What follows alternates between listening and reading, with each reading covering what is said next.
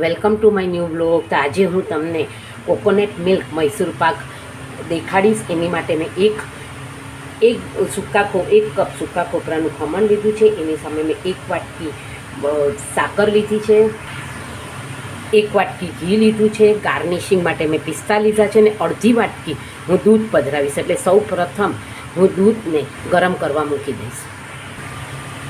અહીંયા મેં fast gas પર જ દૂધને પધરાવી દીધું છે.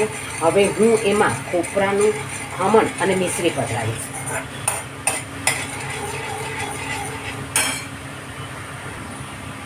મેં આ જે આપણે ઘી, ખોપરાનું ખમણ અને મિશ્રી જે પધરાવેલી એને મેં 10 મિનિટ સુધી એક સરખું હલાવતી રહી છું. અને હજી આને ઘટ્ટ થતાં વાર લાગશે ને પછી હું એમાં 1 ચમચી ઘી પધરાવીશ. આ તમે જોઈ શકો છો, મેં એક સરખું એને હલાવવાથી એકદમ લચકા પડતું થઈ ગયું છે. મેં એને એકદમ ધીમો ગેસ રાખીને જ હલાવ્યું છે અને કદાચ મિશ્રી પણ ઓગળી ગઈ છે. હું ચેક કરી લઈશ એને. મેં પહેલાં અડધો કપ અને હવે અડધો કપ હું આ દૂધ પધરાવું છું. એટલે મેં ટોટલ આમાં 1 કપ દૂધ પધરાવ્યું છે.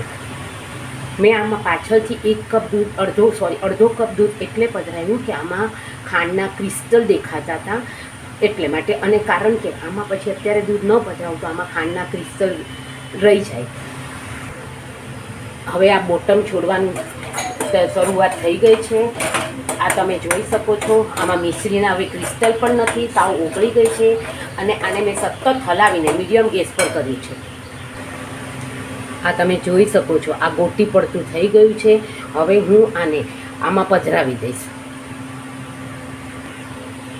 આને મેં ઘીથી ગ્રીસ કરી લીધું છે. હવે આ મારી સામગ્રી તૈયાર થઈ ગઈ છે. હું એને આમાં પધરાવી દઈશ. તો આપણું આ તૈયાર છે મિલ્ક કોકોનટ મૈસૂર પાક. તો આને મેં પિસ્તાથી ગાર્નિશિંગ કરી લીધું છે. Thank you for watching my video. Like, share and subscribe. C you tomorrow.